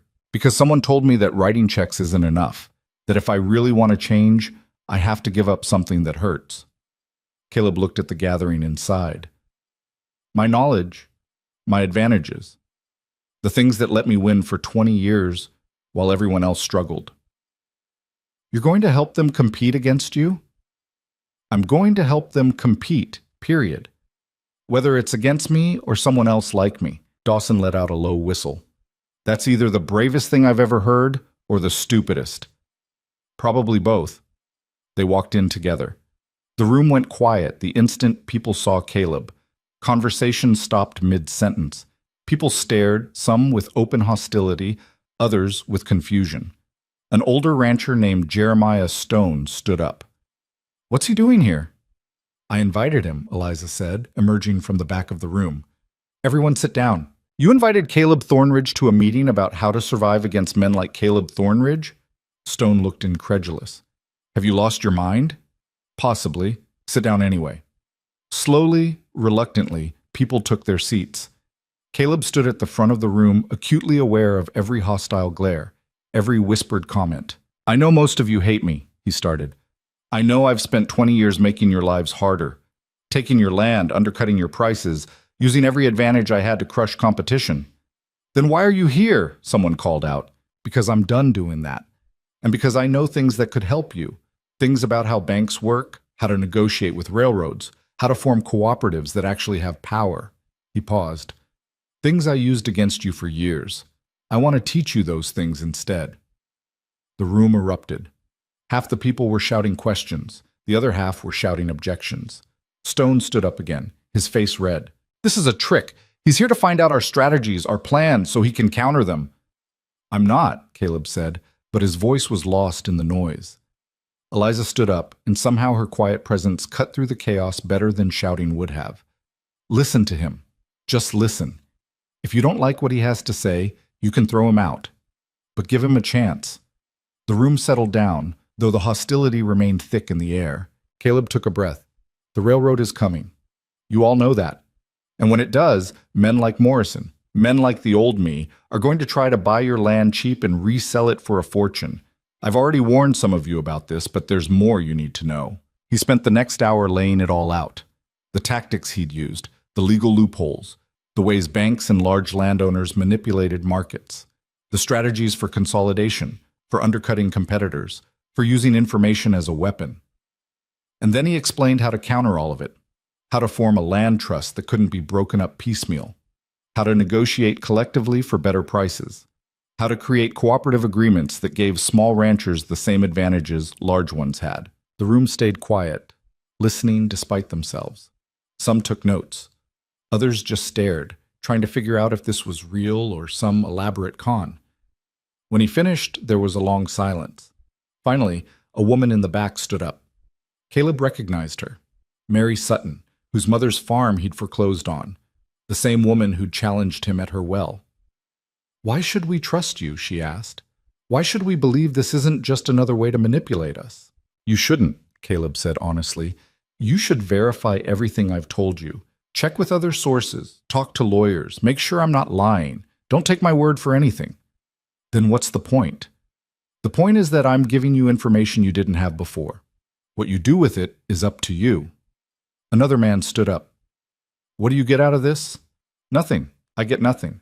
"Everyone gets something. What's your angle?" Caleb looked around the room at all the faces staring back at him. Some hostile, some confused, all suspicious. "I spent 20 years building an empire," he said quietly, "and it cost me everything that mattered. I'm trying to figure out how to live with that, how to make the rest of my life mean something other than accumulated damage." He met Mary Sutton's eyes. "This doesn't fix what I did. Nothing can fix that. But maybe it can stop me from doing more harm. Maybe it can help make sure the next generation doesn't have to deal with another man like me. The meeting continued for another 2 hours. People asked questions, challenged his information, debated strategies. Caleb answered everything as honestly as he could, holding nothing back. When it finally ended, most people filed out without acknowledging him. A few shook his hand, wary but willing to see where this went. Mary Sutton was one of the last to leave. She stopped in front of him. "My mother died 5 years ago, heartbroken and poor because of what you did to us." "I know. I'm sorry." Sorry doesn't bring her back. She looked at him for a long moment. "But if you're serious about this, about really changing, then prove it. Keep coming to these meetings. Keep sharing what you know. And when you're tempted to go back to your old ways, remember that we're watching." She walked out, leaving Caleb standing in the empty hall with Eliza and Sheriff Dawson. "Well," Dawson said, "that was something." "That was a start," Eliza corrected. She walked over to Caleb. "You did good tonight, but she's right. You have to keep doing it. One meeting doesn't change 20 years of damage." "I know." "Do you? Because it's going to be hard. Every time you help them, you're giving up advantages, making yourself weaker, making it easier for them to compete with you." "Good." Eliza smiled, a small, sad expression. "Sarah would be proud of you, for tonight at least." Caleb felt something crack in his chest. "You think so?" "I do. But the real question is whether you'll be proud of yourself, whether you can keep choosing the hard thing instead of the easy thing." After they left, Caleb stood alone in the empty hall and thought about that, about choosing the hard thing, about giving up power instead of accumulating it, about becoming the man Sarah had believed he could be instead of the man fear had made him. It felt impossible, like trying to unwind 20 years of bad decisions with a few good ones. But as he walked out into the night, he realized something. It didn't matter if it was impossible. It didn't matter if he could never balance the scales, never make up for what he'd done. What mattered was that he try anyway. What mattered was that he stop adding to the wreckage and start building something different, even if it killed him, even if it cost him everything he had left. Even if he failed, he had to try. 3 months passed, and Caleb learned what it meant to give things away. He kept attending the meetings, kept sharing strategies, contacts, information that had once been his competitive edge, watched as the small ranchers grew stronger, more organized, more capable of standing up to the larger landowners who'd been bleeding them dry for years. And he watched his own power diminish with each piece of knowledge he handed over. Morrison stopped speaking to him entirely. Other business associates followed suit. Men who'd courted his favor for decades now crossed the street to avoid him. The bank in Dallas, which had always extended him unlimited credit, suddenly wanted guarantees. Collateral. Proof that he was still the Caleb Thornridge they'd known. He wasn't, and they could sense it. One evening in late October, Caleb was reviewing his accounts when he realized something that should have terrified him. His liquid assets had dropped by 40%. The loans he'd forgiven, the land he'd returned, the restitution payments he'd made, they'd bled him nearly dry. He sat back in his chair and waited for the panic to hit. The old Caleb would have been calculating recovery strategies, planning new acquisitions, figuring out how to rebuild what he'd lost. Instead, he felt something close to relief, like he'd been carrying a weight for so long he'd forgotten it was there, and someone had finally lifted it off his shoulders. The knock came just after sunset. Caleb opened the door to find Eliza standing there, her face pale, her hands shaking. "What's wrong?" "It's the weather. The river." She pushed past him into the house. "There's a storm coming, a big one. Jeremiah Stone's son works for the weather service in Dallas. He sent word. Heavy rains upstream for the past week. The creek's already rising, and the worst hasn't hit yet." Caleb's stomach dropped. The creek that ran through this territory wasn't much most of the year, shallow, meandering, easily crossable. But when it flooded, it became something else entirely. He'd seen it happen once, back when he was young. Whole homesteads washed away, livestock drowned, people trapped. How bad are they predicting? Worst in 30 years. Maybe worse than that. Eliza gripped the back of a chair. The small ranchers, the ones down in the low country, they're right in the path, and most of them don't have the resources to evacuate, don't have anywhere to go. Caleb thought about the families he'd been helping these past months, thought about their small ranches, Their modest homes built in the fertile bottomland near the creek because that's where they could afford to be. How long do we have? 24 hours, maybe less if the rain hits harder than expected. Caleb was already moving, his mind shifting into the mode that had made him successful for 20 years, calculating, planning, organizing. But this time, the calculation wasn't about profit. It was about lives. We need wagons, as many as we can get, and people with teams who know the territory. He grabbed paper and started writing. The Morrison place has high ground. So does the Patterson Ranch. We need to convince them to open their land to refugees. Morrison hates you now. You cost him a fortune on that railroad deal. I know, but he's also not stupid. If the flood's as bad as you're saying, having goodwill with his neighbors might matter more than money. Caleb kept writing. What about supplies, food, blankets, medical provisions? The town has some emergency stores, but not enough for this many people. I have warehouses, full of supplies I've been hoarding for winter. He looked up. We can use those. Eliza stared at him. Those supplies are worth thousands of dollars. And they're worthless if everyone's dead. He handed her the list. Can you get this to Sheriff Dawson? We need to start organizing now. She took the paper but didn't move. You're really going to do this? Give away your winter stores, convince your enemies to help, risk your own property to save people who hate you? Yes. Why? Caleb thought about Sarah's letter, about her challenge to choose differently, thought about the past 3 months, about learning to give instead of take, thought about the man he'd been trying to become instead of the man he'd been. Because it's the right thing to do, and because for once in my life, I want to do something that doesn't require me to calculate the profit margin first. Within 2 hours, Caleb's ranch had transformed into a command center. Sheriff Dawson arrived with deputies. Jeremiah Stone and other ranchers showed up, initially suspicious but willing to listen. Even Morrison came, drawn by Dawson's urgent message, though he refused to look at Caleb directly.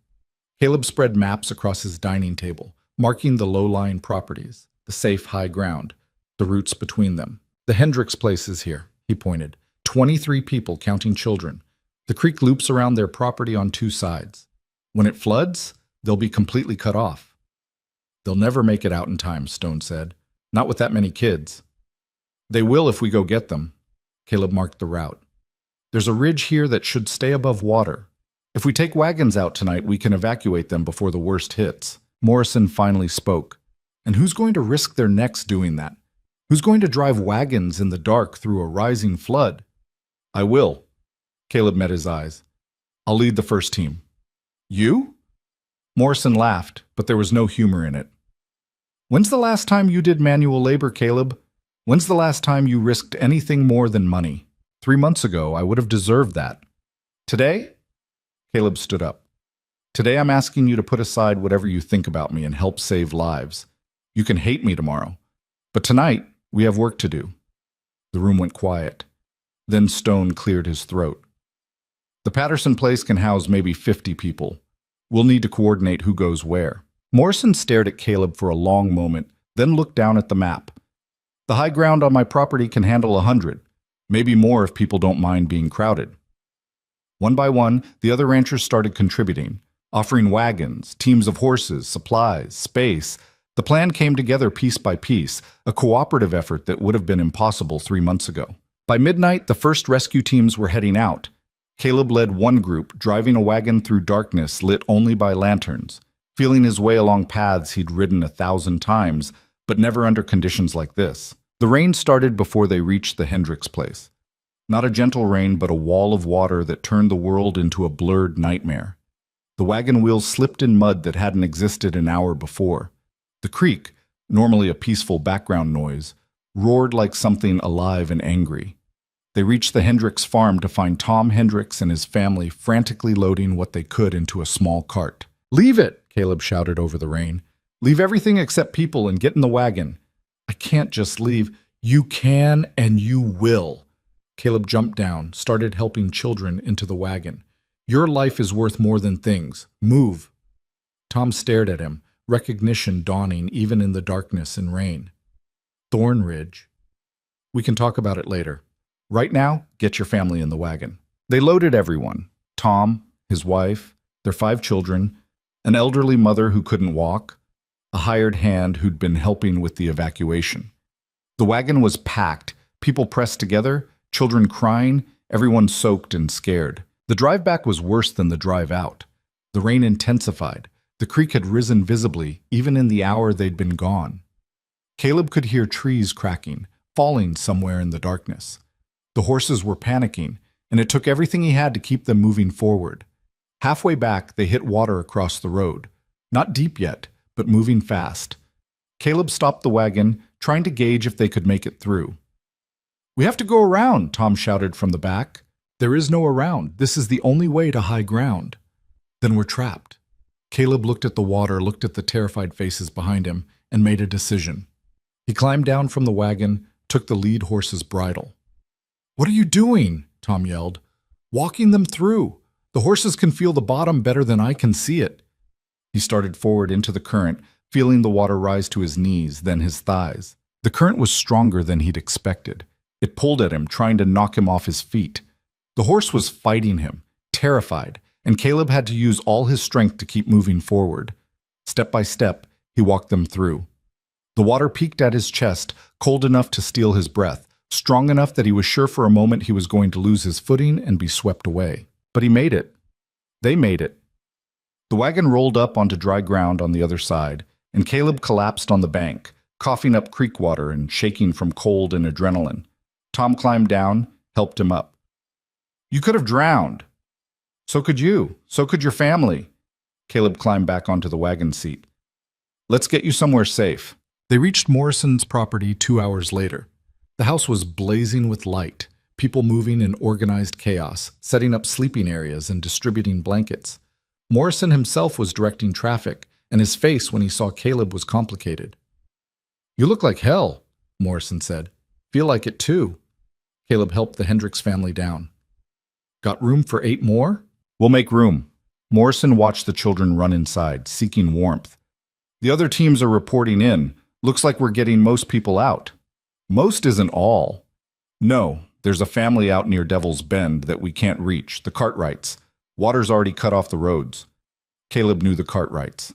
A young couple with 3 small children trying to make it on land that had been in the wife's family for generations. Land that was now surrounded by rising water. "How many people do they have?" 5 total. "But Caleb, there's no way to get to them now. We'd have to, I'll go." Morrison grabbed his arm. "Did you not hear me? There's no road. The water's too high. You'll die trying." "Maybe, but I have to try."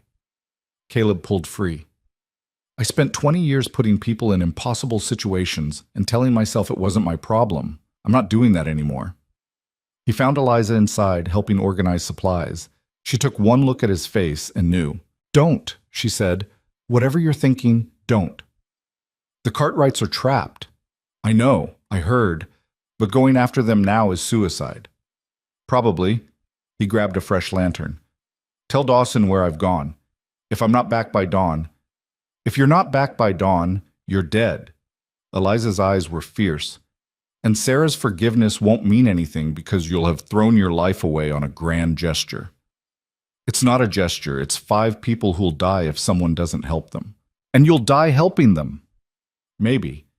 But at least I'll die doing something that matters." He headed for the door, then turned back. "Thank you, Eliza. For everything. For showing me what I'd become. For giving me a chance to be different." He was gone before she could respond. The ride to Devil's Bend was a nightmare. The roads were gone, washed away or submerged. Caleb had to navigate by memory and instinct, following high ground where he could find it, sometimes dismounting and leading smoke through water that was already too deep. The rain never stopped. Thunder cracked overhead, lightning illuminating a landscape transformed into something alien and hostile. Twice, Caleb thought he'd lost the way entirely. Once, smoke slipped in the mud and nearly threw him, but he kept going. Because 5 people were trapped. Because he'd spent 20 years making situations like this worse. Because Sarah had challenged him to be better, and this was the only way he knew how. He found the Cartwright place just before dawn. The house was an island, surrounded by water that was still rising. Peter Cartwright was on the roof with his wife and children, trying to stay above the flood. "Thornridge?" Peter shouted in disbelief. "What are you doing here?" "Getting you out!" Caleb urged Smoke into the water, deeper than he'd gone before. The horse was swimming now, powerful legs churning against the current. They reached the house. The water was up to the eaves. Another few hours and it would be over the roof. "We need to move fast," Caleb said. "Get the children ready." "There's no way," Peter's wife, Anna, said. Her voice was high with panic. "We can't swim in this. The children can't—" "You're not going to swim. You're going to ride." Caleb looked around, thinking fast. "Do you have rope?" They did. Working quickly, Caleb rigged a makeshift harness system.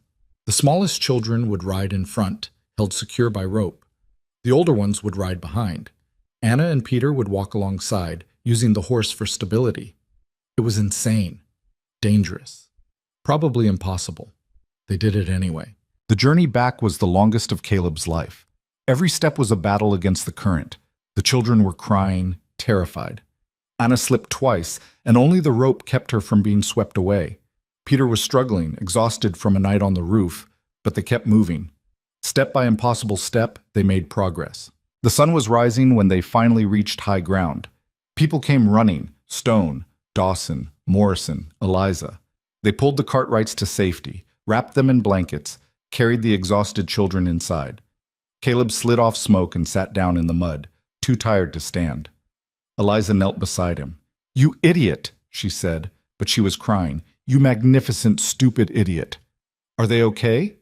"They're fine. You saved them." She helped him to his feet. "Come on, let's get you inside." The flood lasted 3 days. In that time, Caleb's ranch became a refuge for over 200 people.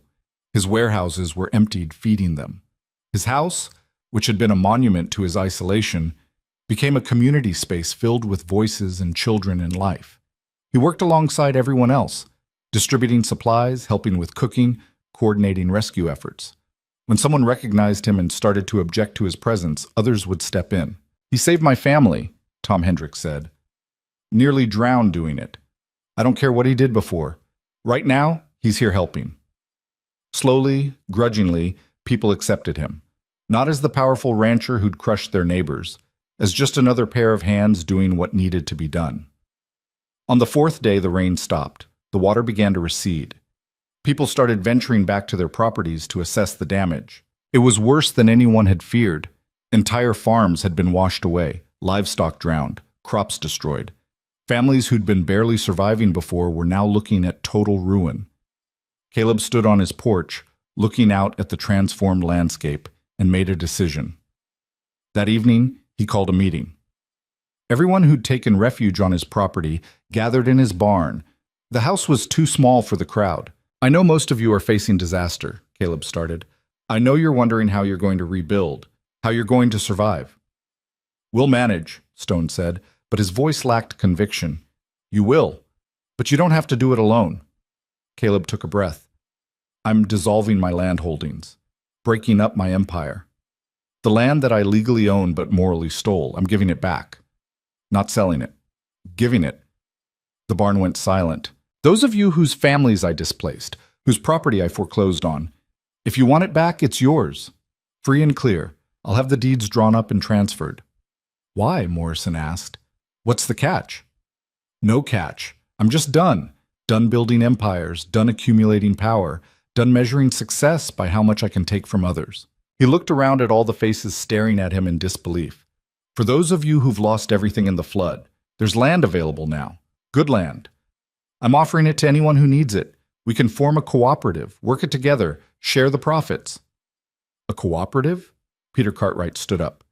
"You mean like the one you've been teaching us about?" "Exactly like that. A community instead of a kingdom. Shared resources instead of hoarded wealth."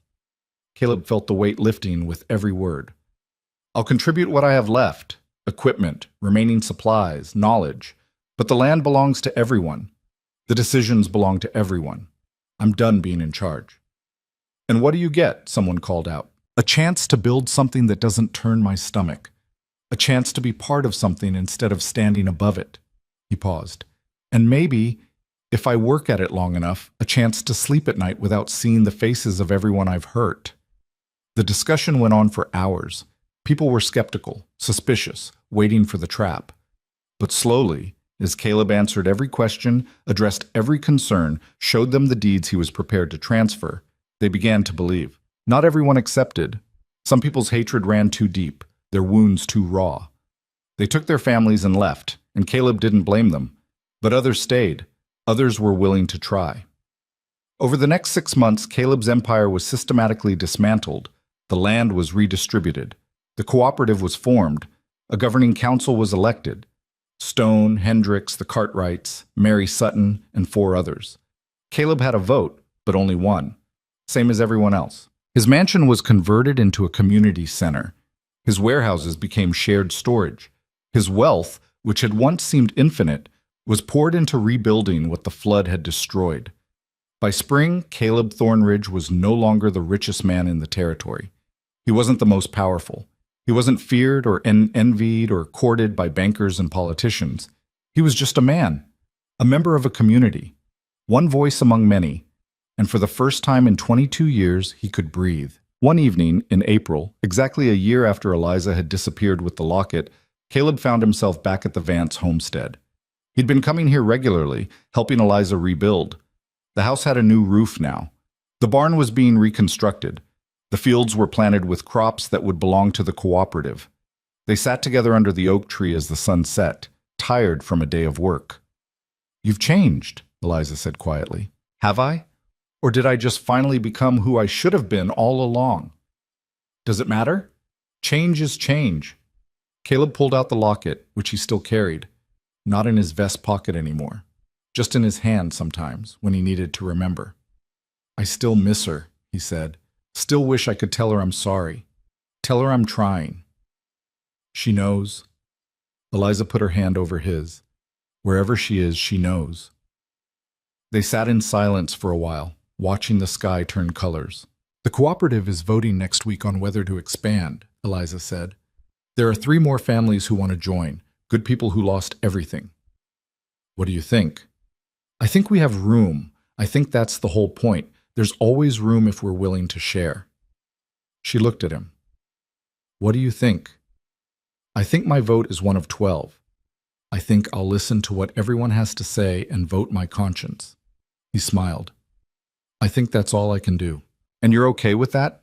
With not being in control?"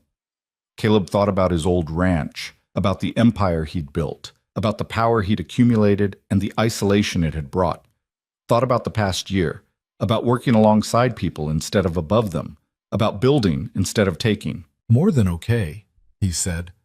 "I spent 20 years controlling everything and ended up with nothing that mattered. Now I control almost nothing, and I have—" He gestured around at the rebuilt homestead, at the community they were creating. This is enough? This is more than I deserve, and exactly what I need." As full dark fell, they walked back toward the house where a community dinner was being organized. People were arriving, bringing food, setting up tables. Children were running around, playing. Someone had brought a fiddle. Caleb stood at the edge of it all, watching. Once, this would have made him uncomfortable. All these people, all this chaos, all this lack of control. Now it felt like home. Mary Sutton's daughter ran up to him, grabbed his hand. "Mr. Caleb, come help us. We need someone tall to hang the lanterns." He let himself be pulled into the crowd, into the noise and mess, and beautiful chaos of people living together, struggling together, building something together. Later that night, after the dinner, after the music, after everyone had gone home or bedded down in the various houses, Caleb stood alone under the oak tree one more time. He opened the locket, looked at Sarah's face in the moonlight. "I hope this is what you meant," he said quietly. "I hope this is choosing differently." The night breeze moved through the branches above him, and somewhere in the distance the creek flowed peacefully, back to its normal size, life returning to the banks that had been scoured by flood. Caleb closed the locket and put it in his pocket. Not to check compulsively, not to guard obsessively, just to carry, the way you carry a reminder of who you were and who you're trying to be. He walked back to the small cabin he'd built for himself on the edge of the property. Simple, modest, everything he needed and nothing he didn't. For the first time in decades, he fell asleep quickly, without checking ledgers, without calculating profits, without planning tomorrow's conquests. He slept the sleep of a man who'd finally put down a burden he'd been carrying too long. And if he dreamed of Sarah, not as she'd been in death, but as she'd been under this tree all those years ago, young and hopeful and believing in his promises. And maybe, just maybe, proud of what those promises had finally become. The end came not with thunder, but with quiet. Not with grand gestures, but with small daily choices to be better than he'd been. Not with redemption earned, but with forgiveness accepted and a life lived differently from that moment forward. Caleb Thornridge never became the man he'd promised to be at 24. That version was gone, lost somewhere in the wreckage of choices made in fear. But he became something else, something harder won and more honest. A man who'd seen what he was capable of becoming and chosen to become something different. A man who'd hurt people and couldn't undo that hurt, but could stop adding to it. A man who'd built an empire and then tore it down because the empire was killing him. Some people never forgave him. They were right not to. Some wounds don't heal just because the person who caused them says sorry, but others gave him a chance. Let him work alongside them. Let him prove through actions, not words, that change was possible. And slowly, year by year, the community grew. Not into an empire, into something messier and more beautiful. A place where power was shared, where decisions were made together, where no one person controlled everything and everyone mattered. Where 40 acres by a creek could be a home instead of an acquisition. Where a locket carried in a pocket meant memory instead of regret. Where a man could look at himself in the mirror and not flinch away from what he saw. It wasn't redemption. It was something smaller and more realistic. It was just living differently, choosing differently, building differently. It was enough.